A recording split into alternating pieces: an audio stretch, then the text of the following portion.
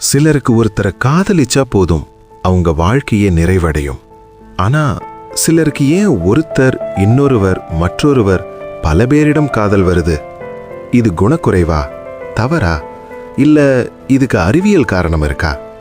இன்னைக்கு இதை பத்தி தான் பேச போறோம்.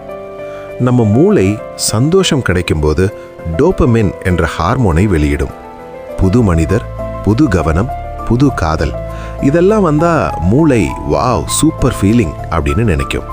சிலருக்கு இந்த ஃபீலிங் ரொம்ப பிடிக்கும். அதனால தான் அவங்க ஒரே நபர்ல நிற்காமல் மீண்டும் மீண்டும் புதுசா காதல் தேடுவாங்க. அடுத்து உணர்ச்சி பசி. சிலருக்கு மனசுக்குள்ள ஒரு குறை இருக்கும்.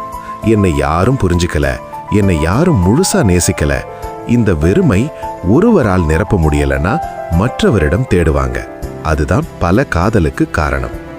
அடுத்து சிறுவயது அனுபவம். சிறு வயசுல அன்பு குறைந்திருந்தா, கவனம் கிடைக்காம இருந்தா, பெரிய வயசுல என்னை யாராவது நேசிக்கணும் என்ற ஆசை அதிகமாகும். அதனால் பலரிடம் ஈர்ப்பு வரும். அடுத்து கமிட்மெண்ட் பயம். சிலருக்கு ஒருத்தரோட வாழ்ந்தா சிக்கிக்குவேனோ, சுதந்திரம் போயிடுமோ என்ற பயம் இருக்கும். அதனால தான் ஒரே உறவுல நிலைக்க மாட்டாங்க, பல உறவுல இருப்பாங்க. இது மனசுக்குள்ள இருக்கிற பயம். அடுத்து சோஷியல் மீடியா எஃபெக்ட். இப்போ Instagram, Facebook, WhatsApp, dating apps, ஒரே கிளிக்ல பல பேர். அதனால இவரை விட நல்லவர் கிடைப்பாரோ என்று நினைத்து மாறிக்கிட்டே போவாங்க. இதுதான் மாடர்ன் லவ் ப்ராப்ளம். அடுத்து மெச்சூரிட்டி இல்லாமை. சிலருக்கு காதல்னா ஃபன், காதல்னா ரொமான்ஸ், காதல்னா ஃபீலிங் அப்படின்னு மட்டும் நினைப்பாங்க.